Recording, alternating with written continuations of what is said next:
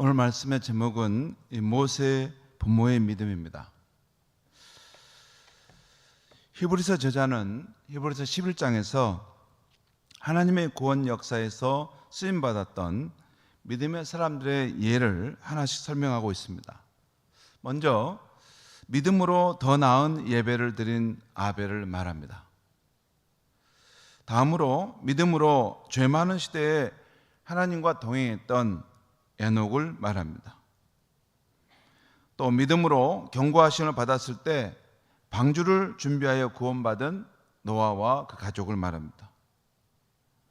믿음으로 부르심을 받았을 때 갈 바를 알지 못했지만 순종하여 나아갔던 아브라함에 대한 내용도 나옵니다. 믿음으로 약속의 땅을 바라보며 장막의 삶을 살았던 아브라함과 이삭과 야곱에 대한 내용이 나옵니다. 믿음으로 잉태할 힘을 얻어서 90세의 나이에 이삭을 낳은 사라의 이야기가 나옵니다. 믿음으로 죽을 때 자녀들을 축복하고 떠난 이삭과 야곱의 이야기가 나옵니다. 믿음으로 역경의 때나 순경의 때 한결같이 성실했던 요셉이 나옵니다. 잘 될 때나 어려울 때나 변치 않는 그 성실함으로 하나님을 경외했던 요셉의 이야기가 나옵니다. 그리고 히브리서 저자는 이제 모세의 믿음을 말하려고 하는 것 같은데 바로 모세를 말하지 않고 먼저 그 부모의 믿음에 대해서 언급하고 있습니다. 오늘 본문 히브리서 11장 23절에서 28절 말씀을 함께 보겠는데요. 제가 23절 말씀 먼저 읽겠습니다. 믿음으로 모세가 낳았을 때 그 부모가 아름다운 아이임을 보고 석 달 동안 숨겨 왕의 명령을 무서워하지 아니하였으며, 그 부모의 믿음을 지금 말씀하고 있는 거예요. 그 다음에 24절부터 28절까지는 그의 자녀인 모세의 믿음을 말씀하고 있는 것입니다. 제가 한번 24절부터 28절까지 읽겠습니다. 믿음으로 모세는 장성하여 바로의 공주의 아들이라 칭함받기를 거절하고 도리어 하나님의 백성과 함께 고난받기를 잠시 죄악의 낙을 누리는 것보다 더 좋아하고 그리스도를 위하여 받는 수모를 애굽의 모든 보화보다 더 큰 재물로 여겼으니 이는 상 주심을 바라봄이라. 믿음으로 애굽을 떠나 왕의 노함을 무서워하지 아니하고 곧 보이지 아니하는 자를 보는 것 같이 하여 참았으며 믿음으로 유월절과 피 뿌리는 내식을 정하였으니 이는 장자를 멸하는 자로 그들을 건드리지 않게 하려 한 것이며. 이 히브리서 저자가 모세의 믿음을 말하려고 한 것 같아요. 근데 모세의 믿음을 말하려다가 아차, 그 부모의 믿음이 중요하지, 이런 생각을 하고 그 앞에 한 구절을 먼저 말하고 모세의 믿음을 이야기하는 것 같습니다. 지금까지 히브리 저자는 이렇게 그 부모에 대한 믿음을 이렇게 다루지는 않았어요. 그런데 히브리서 저자는 모세의 경우는 그 부모의 믿음을 먼저 언급하고 가려 한 것인 것입니다. 왜 그랬을까요? 여러분, 모세를 낳은 부모의 이름을 아십니까? 이게 보통 이 성경 퀴즈 문제 나올 때 이게 한 번씩 나와요. 여러분, 모세 부모님 이름 아세요? 예? 아마 절반 이상은 모를 것 같은데요. 모세 부모의 이름이 혹시 누가 아세요? 예, 어머니 이름 뭡니까? 예? 요게벳. 아버지는? 아버지 이름은 몰라요. 이게 어려운 거예요. 그러니까 아니, 이게 어렵다는 게 아니고 이게 지금 그 아버지는 아므람입니다. 아므람. 그 어머니는 요게벳이죠. 그러니까 우리가 잘 알지 못하는 그런 사람 중에 한 사람이었다는 거예요. 무명의 사람이었다는 거죠. 여러분, 이 아므람과 요게벳이 어떤 삶을 살았는지 압니까? 어떤 삶을 살았어요? 잘 모릅니다. 잘 모르는 것이 당연해요. 왜냐하면 이 사람들은 단지 레위인이었다는 이야기와 오늘 읽은 출애굽기 2장에 나온 내용이 성경이 말해주는 전부이기 때문입니다. 그러니까 모세의 부모는 우리가 잘 알지 못하는 무명의 신앙인이라는 거예요. 그런데 그 무명의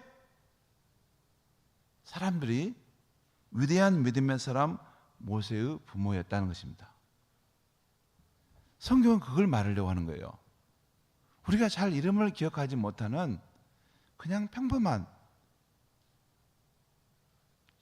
정말 평범한 그런 부모인데 그 부모 밑에서 위대한 믿음의 사람 모세가 준비되었다는 것입니다. 실제 그렇습니다. 보잘것없는 무명의 여인이 한 시대를 이끄는 영적 지도자의 어머니가 될 수 있다는 것입니다. 저의 멘토이신 파주 한섬한교회 유영훈 목사님의 어머니가 그런 분이었어요. 현재 유 목사님은 우리 교단 총회장이시면서 한국기독교 총연합회 회장입니다.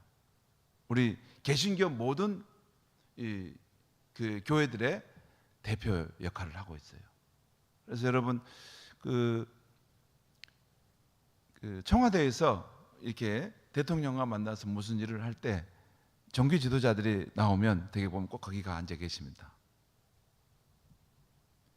그런데 그 어머니는 남편이 6.25 때 상위 군인이 되셨는데 곧 세상을 떠나게 되어서 홀로 자식들을 키우게 되셨습니다. 그 장남인 유 목사님이 청소년 때 일진회와 같은 그런 서클에서 대장 노릇을 하곤 해서 늘 노심초사해가며 기도로 그 자식을 키우셨다는 것을 제가 알고 있어요. 가서 학교에서 무슨 쌈 나면 거기에 연루돼가지고 있어가지고 그 어머니가 가서 제발 우리 아들 한번 용서해달라고 해서 건져냈다는 거죠. 그렇게 중간에 엇나간 것은 그 아버지가 일찍 이 세상을 떠나셔서 홀로 그 어머니가 그 자식을 키우다 보니까 그 삐뚤하게 나갔다는 그런 것들이 있었다는 것이죠. 그런데 저도 이 한섬한교에 있으면서 그 어머니를 보았는데 보통 할머니와 같이 작은 몸에 참 소탈하시고 누구에게나 열린 마음을 가지신 분이 있었어요. 그냥 보통 우리가 보는 할머니예요. 그런데도 누구에게나 열린 마음을 가지신 분이 있었어요. 부목사인 우리에게도 늘 우리 아들이 부족하니 잘 좀 도와줘요, 이렇게 부탁하곤 했습니다. 그리고 우리가 무슨 일로 애쓰면, 교회를 열심히면 늘 수고한다고 격려해 주곤 하셨습니다. 그런데 그 유목사님의 글을 보면 그 어머니가 물려준 신앙에 대해서 감사하는 그런 내용이 자주 나와요. 자기가 삐뚤어진 그런 학창시절을 보낼 때도 어머니가 기도로 자기를 이렇게 훈계해주고 바른 길로 가도록 해주었다는 것이죠.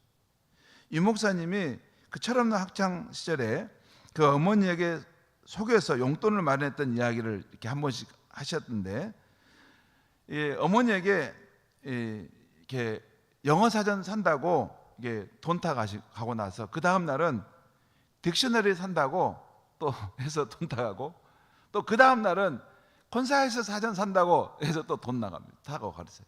다 그 말인데 이 어머니가 잘 모른다고 이렇게 해서 용돈을 받아가 쓰곤 하셨다는 말씀을 하곤 했어요. 그 어머니가 몰랐겠습니까? 눈치로 다 알죠. 그런데 그 자식을 믿어준 거죠. 그러면서도 남 앞에서는 정직하게 부끄럽지 않게 살도록 늘 타이르고 가르치셨다는 것입니다. 그 외에도 한 시대를 이끌었던 훌륭한 신앙인의 배후에는 훌륭한 믿음의 어머니들, 그 아버지들이 꼭 있었습니다. 어쨌든 어머니와 아버지는 자식들의 삶과 신앙에 지대한 영향을 미치는 사람인 것을 부인할 수는 없습니다. 부모인 우리가 평소에 어떻게 하나님을 믿는 생활을 하는지, 또 어려운 순간에 어떻게 하나님을 믿는 신앙의 힘으로 그 시련과 아픔을 이겨내는지 자녀들은 자연스럽게 보고 영향을 받게 됩니다. 지난 8월 중에 제가 광주에 있는 헐문산 수양관에 갔다가 저녁이 되면 제 딸 집에 잠깐씩 신세를 졌습니다. 8월 중에 한 서너 번 정도. 그런데 제 딸이 묻는 거예요. 아빠, 요즘에 기도할 일이 많은가 봐요. 기도원에 가시면 어떻게 기도하세요? 요즘에 기도할 일이 좀 있단다 했더니 그래요. 그러시군요. 그게 전부입니다. 그런데 제 느낌에 우리 아빠가 하나님 앞에 저렇게 기도하시는구나 하는 생각을 그 딸이 갖는다는 느낌을 받았어요. 그 순간 제 생각에 우리 딸도 앞으로 살다가 어려운 일이 있으면 아빠처럼 하나님을 찾을 수 있겠구나 하는 생각을 잠시 하게 되었습니다. 일부러 제가 그렇게 한 건 아니에요.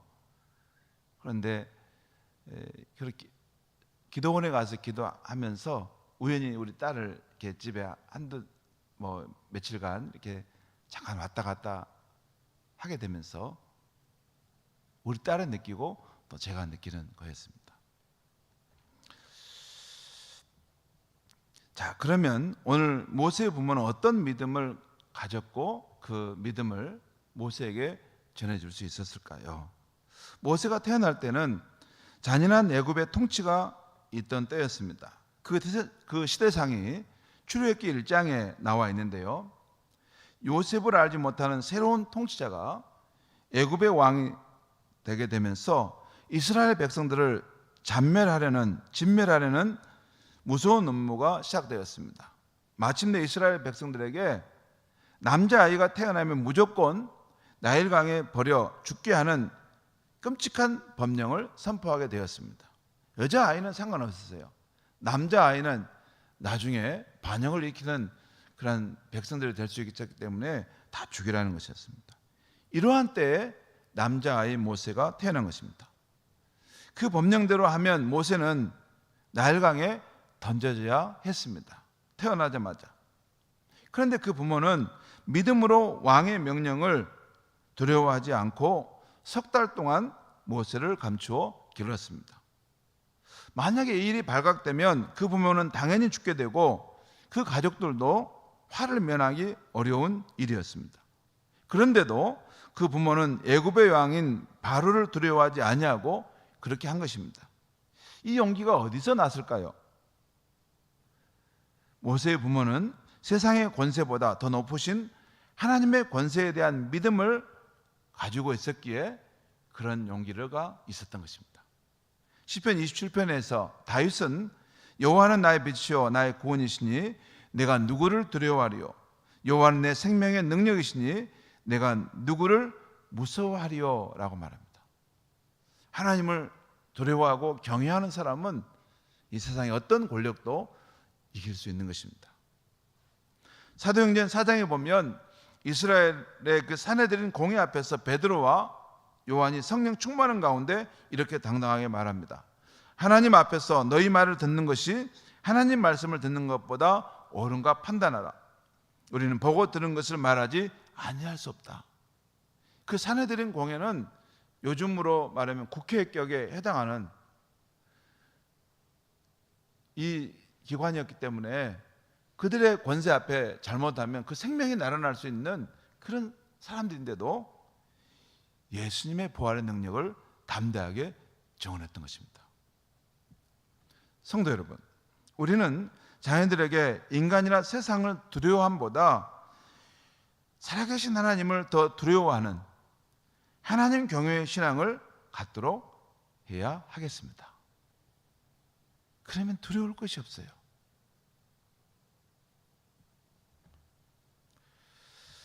자, 그런데 한 달, 두 달, 세 달 자꾸 시간이 지날수록 아이의 울음소리가 점점 커져갔습니다. 이제는 더 이상 숨길 수 없게 된 것입니다.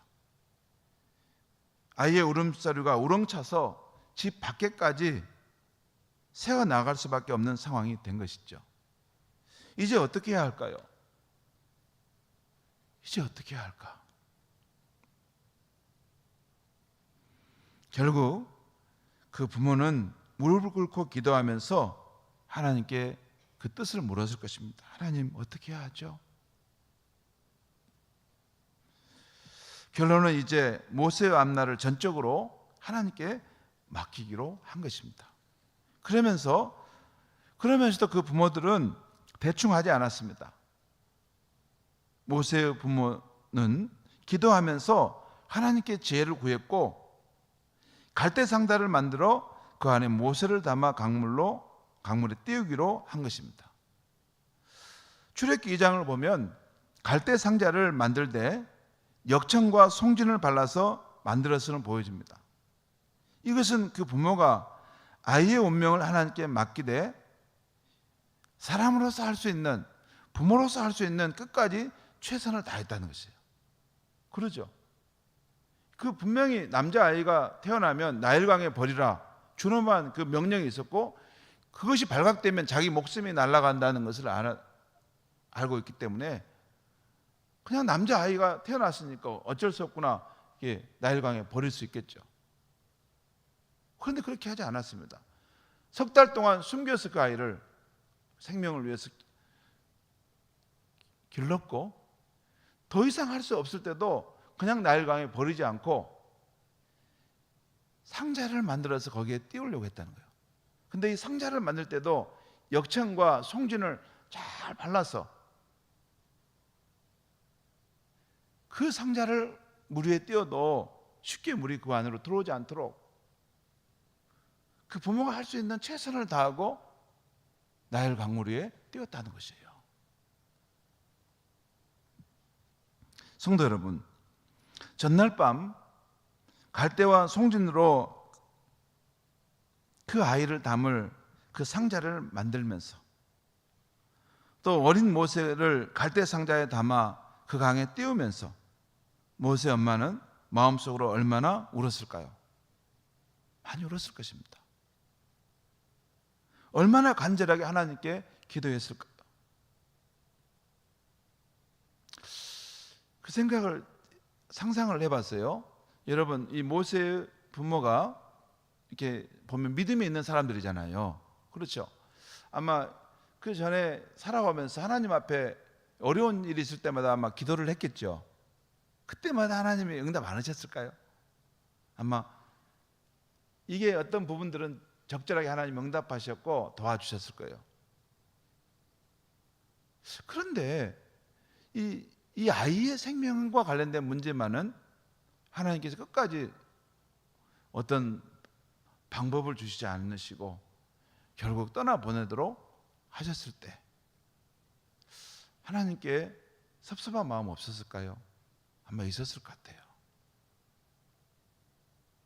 하나님, 왜 이 문제만은 내 기도를 들어주지 않습니까? 그런 섭섭한 마음이 있었을 거예요. 그러면서도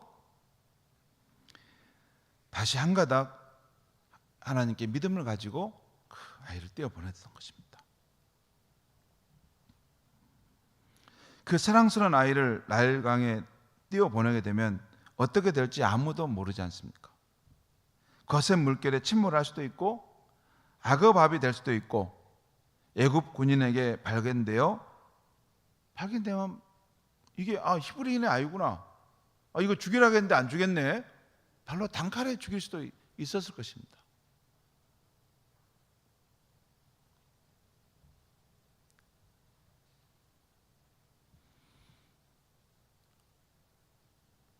그 아이를 갈대상자에 담아서 나일강 위에 띄워보낼 때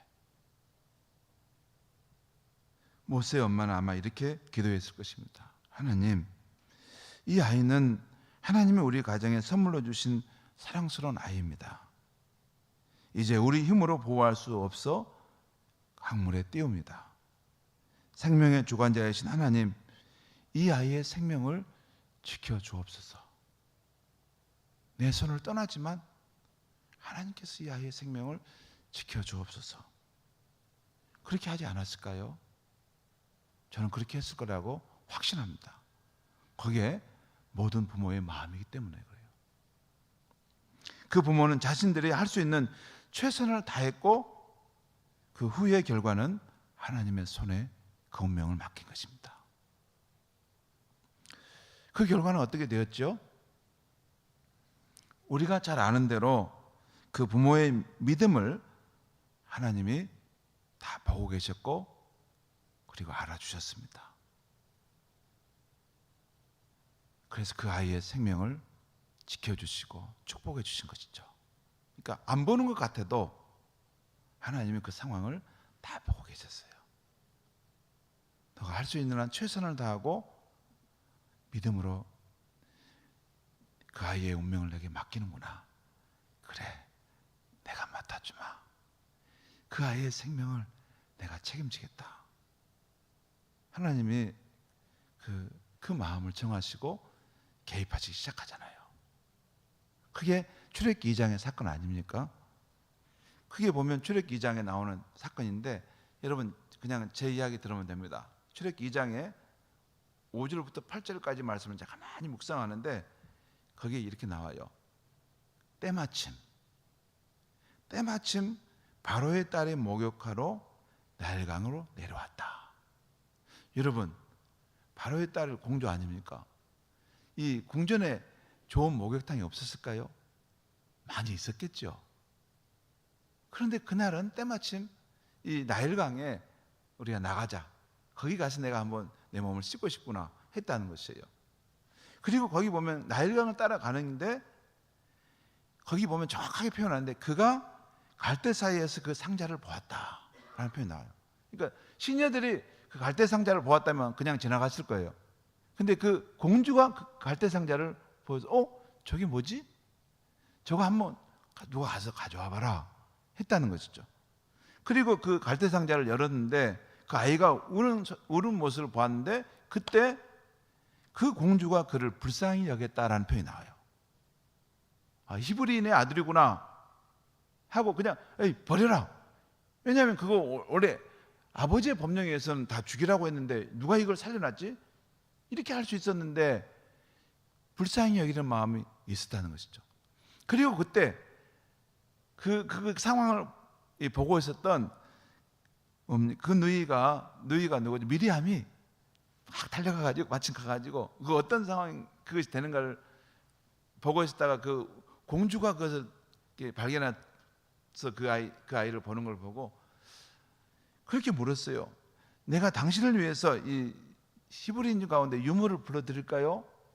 라고 말했는데 그 상황에서 보통 상황이면 너 이놈 쫓아보낼 수 있고 히브리인이라고 이 유물을 불러? 이 히브리인 아이라면 당장 이게 버려야지. 그렇게 할 수 있을 텐데 그 공주가 하는 말이 그래 내 말대로 그런 사람 한번 불러와라. 그렇게 하고 그 모세의 어머니를 이제 데려갔더니 나를 위하여 이 아이에게 젖을 먹여주시오. 제가 일정한 내가 그 돈을 당신에게 지불하겠어. 그렇게 하고 그 일이 이렇게 되어진 것입니다. 여러분 그 결과가 참 하나님이 개입하심으로 그 아이를 위해서 새로운 길을 이제 펼쳐갈 수 있는 상황이 열리게 된 거죠.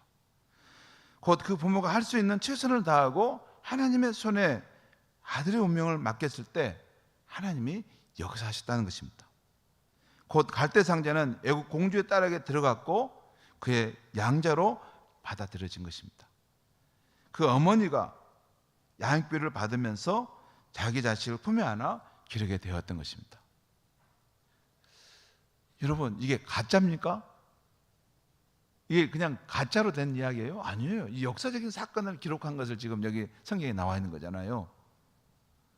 그 이후에도 모세의 엄마는 어린 모세에게 여호와 경외의 신앙을 계속해서 가르쳤고 아마 기도해 주었을 것입니다.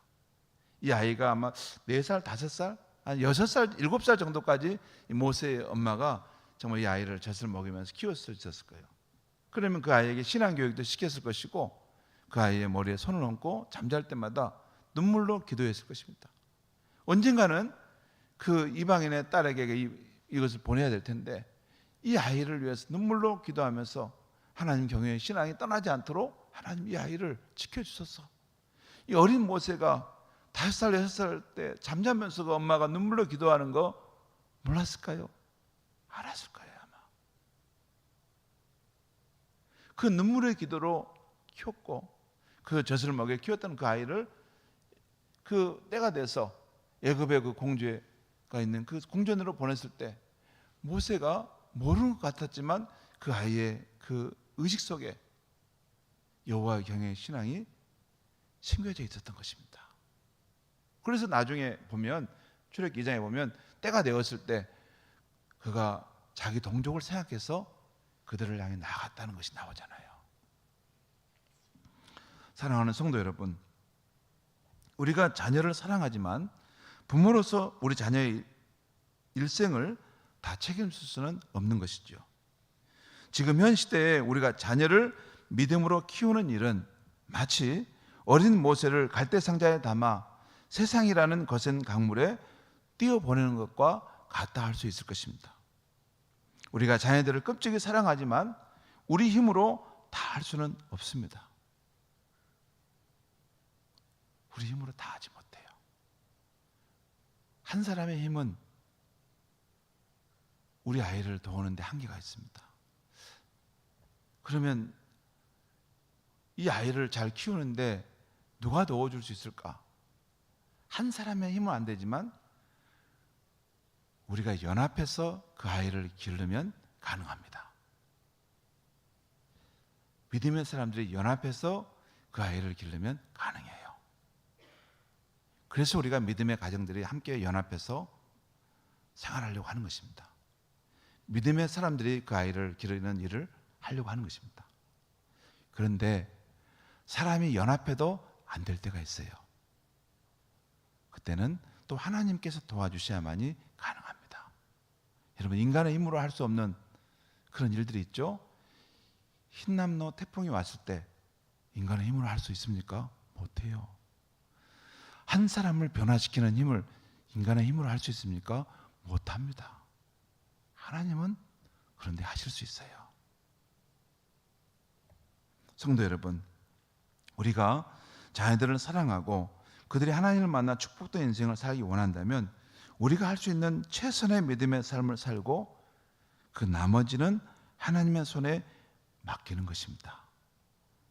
그리고 우리도 모세의 부모처럼 기도를 할 수밖에 없는 것입니다. 하나님, 이 아이는 하나님이 우리 가정에 선물로 주신 사랑스러운 자녀입니다. 우리의 힘으로 보호할 수 없어서 하나님의 역사의 강물에 띄워보냅니다. 생명의 주관자이신 하나님, 이 아이의 생명을 지켜주옵소서. 이 아이의 인생이 하나님의 영광이 되게 하여 주시옵소서. 거기까지만 우리가 할 수 있는 것입니다. 그리고 나머지는 하나님께 맡길 때 하나님이 우리의 자녀들을 책임져 줄 믿습니다. 하나님은 살아계셔서 지금도 역사를 주관하고 계시는 분이기 때문입니다. 기도하겠습니다. 하나님 아버지, 오늘 이 밤에 모세의 부모의 그 믿음에 대한 말씀을 들었습니다. 모세의 부모는 할 수 있는 한 최선을 다해서 믿음으로 그 아이를 길렀고 그 결과는 하나님께 손에 맡겨 드렸습니다. 또 그랬을 때 하나님께서 그 아이의 인생을 전적으로 책임져 주심으로 하나님 앞에 귀한 인생으로 쓰임받게 하셨습니다. 하나님 아버지, 우리 시대도 우리가 이 아이를, 하나님 맡겨주신 아이를 끔찍하게 사랑하지만, 그리고 그 아이가 잘 하나님 앞에 복된 인생을 살기 원하지만 우리의 힘으로는 어찌할 수 없어서 마치 어린 모세를 갈대상자에 담아 나일 강가에 띄웠던 것처럼 하나님의 역사의 강물에 띄워 보냅니다. 하나님 아버지, 우리가 눈물로 기도하고 사랑으로 이 아이들을 양육했던 것 아시죠? 우리의 자녀들 하나님 꼭 책임져 주셔서 이 험한 세상 속에서 그 생명을 지켜주시옵소서. 그리고 그들의 인생이 하나님께 붙들려서 아름답게 쓰임받도록 하나님의 영광의 자녀가 될 수 있도록 축복하여 주시옵소서. 예수님의 이름으로 기도하옵나이다. 아멘.